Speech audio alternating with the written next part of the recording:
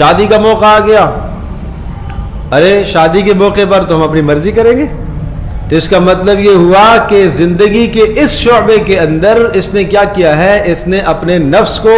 یا اسی طرح سے اپنے خاندان کو یا اپنے معاشرے کو یا لوگوں کو معبود بنا لیا ہے، یہ اللہ کی بندگی نہیں کر رہا۔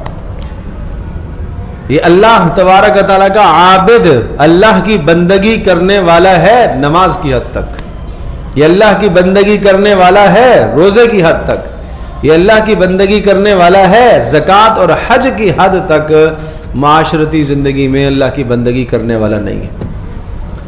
اسلام یہ چاہتا ہے کہ اپنی پوری کی پوری زندگی اللہ کے حکم کے سپرد کر دو۔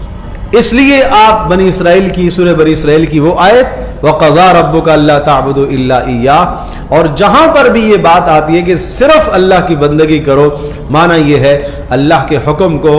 بالادستی دو، اللہ کے حکم کو تمام احکام کے اوپر لے کر آؤ۔